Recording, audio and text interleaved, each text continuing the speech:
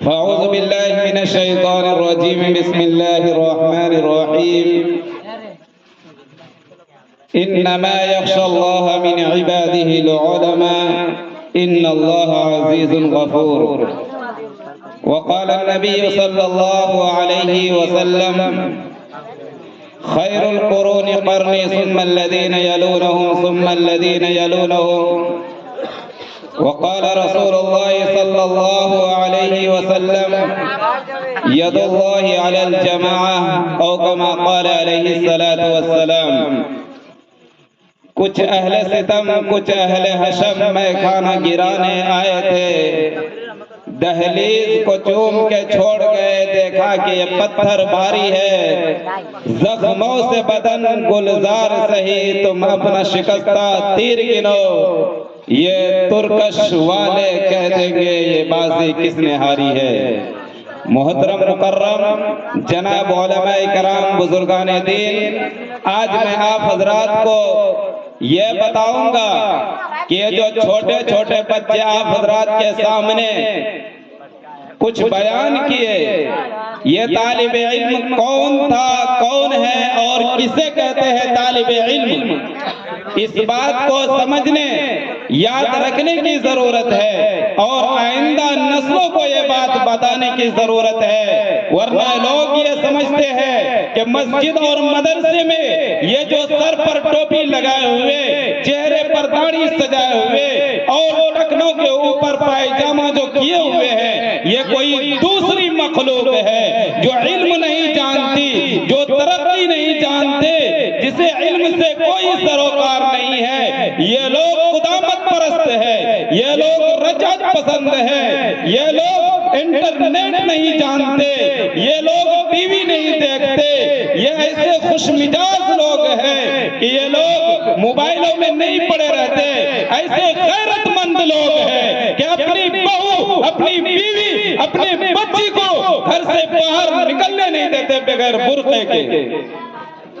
मेरे मोहतरम बुजुर्गों और दोस्तों, ये वो तालिब इल्म है।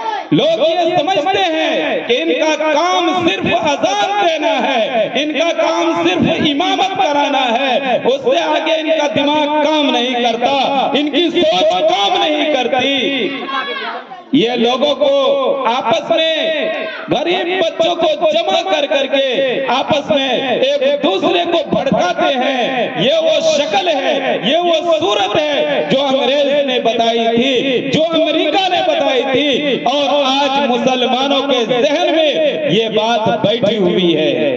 अगर किसी मुसलमान से ये कहा जाता है कि तुम अपने बच्चों को मदरसे में दाखिला कराओ, तो साफ इनकार कर देता है और कहता है कि मैं अपने बच्चों को मदरसे में भेजकर अज़्वे मुअत्तल बनाना नहीं चाहता, मैं अपने बच्चे को मदरसे में भेजकर बर्बाद करना नहीं चाहता।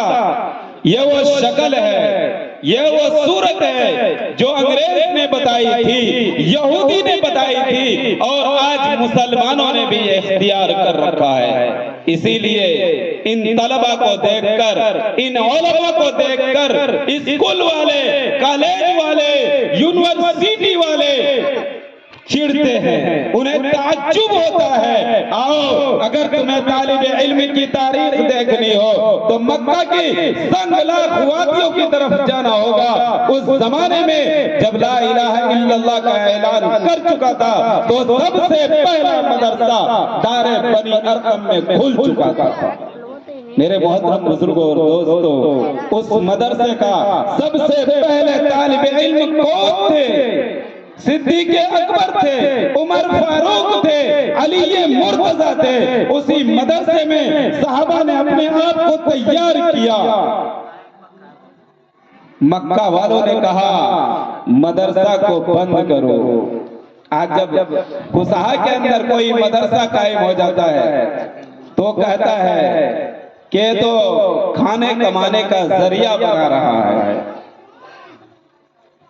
मेरे मोहतरम बुजुर्गों और दोस्तों, जिसे ये तो बहुत लंबी जो मैं शुरू किया हूँ, बहुत लंबी चौड़ी तकरीर है जो कई घंटे की तकरीर है। इसीलिए मैं आप हजरात को ये बताना चाहता हूँ कि ये जो लोगों ने कहा कि मदरसा बंद करो, आज गैरों की निगाहें हमारे मदरसे के ऊपर पड़ी हुई है और चारों तरफ से हुकूमत मदरसे को अपने शिकंजे में जकड़ रखी है। मेरे मोहतरम बुजुर्गों और दोस्तों, याद रखो कि जब तक इन उलमाए किराम की सांस चलती रहेगी उस वक्त तक मदरसे में किसी किस्म का आंच आने नहीं दिया जाएगा। मेरे मोहतरम बुजुर्गों और दोस्तों, यही मदारिस जिनको जब मक्का से चला तो लोगों ने कहा ये जब मदरसा बंद करो, ला तस्माऊ लिहाज़ल कुरान वल्गौ फीही लअल्लकुम तग़लिबून। अबू जहल ने कहा कि मदरसा बंद करो, न कुरान सुनो, न सुनने दो, न पढ़ो, न पढ़ने दो, लअल्लकुम तुफ्लिहून, ताकि तुम कामयाब हो जाओ। मगर दीवाने चल पड़े मदीने की तरफ। वहां मुसइब बिन उमैर रज़ी अल्लाहु अन्हु मदरसा पहले खोले बैठे थे, दूसरा मदरसा कायम हो गया जिसे आज असहाबे सुफ़ा के नाम से याद किया जाता है। मुख्तसर ये है कि लोगों ने कहा ये मदरसा क्या करेगा, ये मदरसा क्या करेगा। मदरसे ने कहा हम सब कुछ करना जानते हैं। कहा देखो इस अबू हुरैरा को देखो, इनके पास खाने के लिए रोटी नहीं है। इस बिलाल को देखो, इनके पास पहनने के लिए कपड़े नहीं है। इस खब्बाब को देखो, इनके पास रहने के लिए मकान नहीं है। ओ तालिबे इल्मो, पहले अपने खाने का इंतजाम करो, पहले अपने कपड़ों का बंदोबस्त करो, पहले अपने रहने के लिए इंतजाम करो। बात करते हो बड़ी लियो ज़हीरा हुआ हालत दीन कुल्ले कि हम जरूर दीन को गालिब करके रहेंगे। मेरे मोहतरम बुजुर्गों और दोस्तों, इसी तरह आज हमारे जो मालदार लोग हैं उनकी ज़हन में भी ये बात बैठी हुई है कि अगर मदरसे में भेज दिया अपने बच्चों को तो मदरसे में भेज करके अब मेरा बच्चा बर्बाद हो जाएगा, इसे कहीं कॉलेज और यूनिवर्सिटी में पढ़ाओ। और जो कवि जो कमजोर बच्चा होता है उसे मदरसे में भेजते हैं कि चलो कुछ नहीं तो ये कम से कम हाफिज बन जाएगा, ये कम से कम हाफिज बन जाएगा। वही बाप अपने बच्चे के ऊपर 500 रुपये महीना खर्च करता है, लेकिन जब मदरसे में जाता है तो कहता है कि मदरसे में तो वैसे ही पढ़ाई होती है, बगैर पैसे का ही पढ़ाई होती है।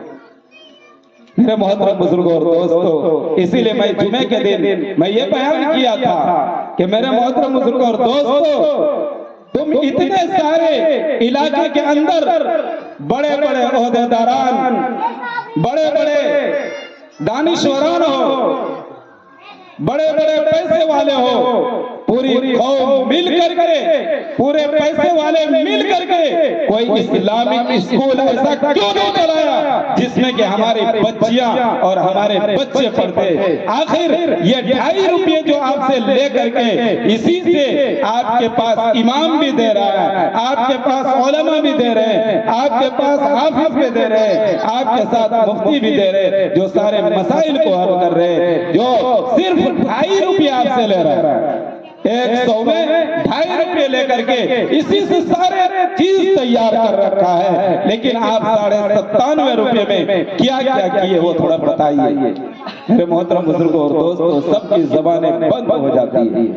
क्यों सारे पैसे को जो हम खर्च कर रहे हैं वो पता नहीं चलता कि हम कहाँ खर्च कर रहे हैं। इसीलिए अल्लाह से दुआ करें कि ये जो माल हमारे पास है, पता नहीं ये माल हमारे मौत के वक्त भी काम आए कि ना आए।